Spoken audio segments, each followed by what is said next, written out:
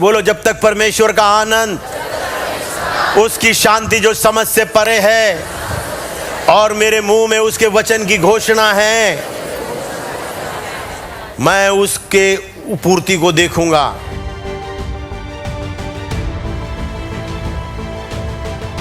परमेश्वर का वचन कहता है कि वो जाति जाति से पलटा ले सके, राज्य राज्य के लोगों को ताड़ना, और दुष्टता के सारे कार्य करने वाले अंधकार के सामर्थ वहां से दूर होते हैं, और ये सब भक्तों की ऐसी ही प्रतिष्ठा होगी। इंग्लिश में लिखा है हमें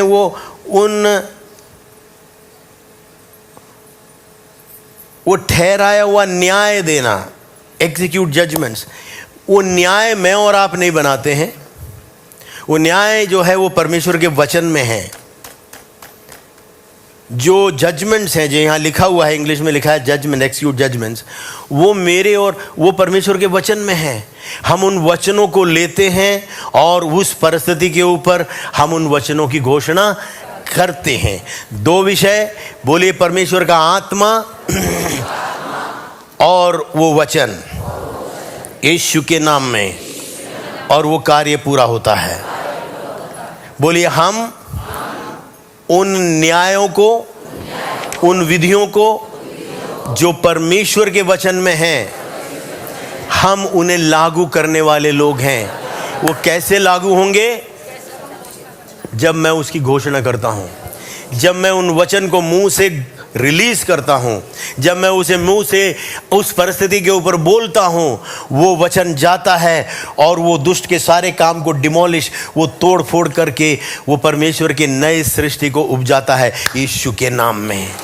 मैन, वो खाली विषयों को भर देता है, दुष्टता के प्रभावों को दूर करता है। मूसा भाग रहा है उसके सामने से, अगर वो लक्कड़, वो लाठी परमेश्वर की लाठी कहलाई, जो आपके मुंह में है, वो वचन परमेश्वर का है, तो आप किसके जन हुए? आप परमेश्वर के जन कहलाए। अगर वो लाठी परमेश्वर की लाठी है, तो आप कौन हैं? हम परमेश्वर के वही लठ हैं। देसी भाषा में, ओके। एक छोटी सी कहावत है, मुहावरा या जो कह लीजिए। एक घर में चोरी हुई, एक अकेला चोर आया, चाचा भतीजा दोनों थे, घर में चोरी हो गई। तो अब घर के पिता वगैरह माँ आए, कहने लगे भैया वो तो अकेला था, तुम तो दो थे। कहता नहीं, कहता मैं ते चाचा कर ले, चोर ते लाठी दो जन। कहते चोर और लाठी दो जने थे, मैं और चाचा तो अकेले ही थे। मेरे प्रियो, जो मुंह में आपका वचन है वो ऐसा सामर्थ्य है जो सब कुछ पलट दे, नई सृष्टि को कर दे, आपकी परिस्थितियां बदल दे यीशु के नाम में। और जितनों ने कहा ऐसा ही हो, उनके लिए ऐसा ही हो। आमीन, हालेलुया। भैया, परमेश्वर का वचन कभी खाली नहीं जाता। यशाया 55:11 कहता उसके मुंह से निकला हुआ वचन कभी खाली नहीं जाता। मेरे जीवन में तो कभी खाली नहीं गया है। आपकी कल्पनाओं में क्या है? अगर आप कहते हो परमेश्वर बहुतायत का परमेश्वर है, तो आपको क्या दिखना चाहिए? हाँ, बहुतायत। वो वचन और आप में और आपके दिखने में और आपके जहन में कोई अंतर नहीं होना चाहिए। मुझे एक बात मालूम है, उसके मुंह से निकला हुआ वचन कभी खाली नहीं जाता। आपके मुंह से निकला हुआ वचन कोई भी खाली पृथ्वी पर गिरने वाला नहीं है। सुनिश्चित कीजिए कि आप अनॉइंटिंग में, उसके अभिषेक में उस वचन की घोषणा करते हो। अगर ऐसा है, वो वैसा ही आप पाएंगे। अगर वो परमेश्वर गारंटी देता है, जैसे वो स्वर्ग से बरसा हुआ वर्षा और वो हिम और वो मेघ, कभी वो पानी वापस बिना सींचे नहीं जाता, वैसा मेरा वचन भी लिखा है।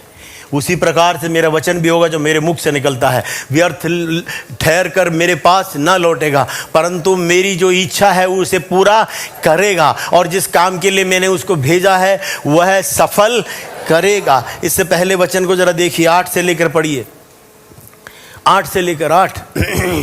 क्योंकि वह कहता है मेरे विचार तुम्हारे विचार एक समान नहीं है, ना मेरी गति और तेरी गति एक सी है। लेकिन ऐसा हो सकता है किसके द्वारा? बोले पवित्र आत्मा के द्वारा। बोले पवित्र आत्मा के द्वारा।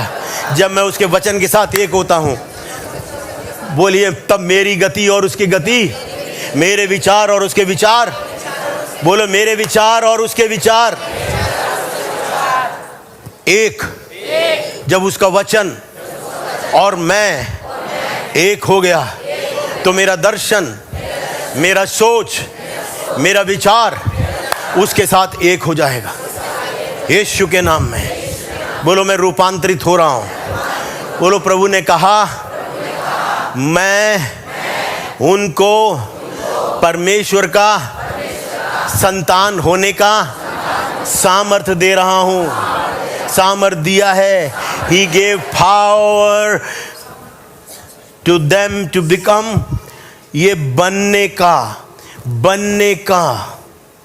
बोलो मैं बनने में, और मैं बन रहा हूं, और मैं बन गया हूं यीशु के नाम में।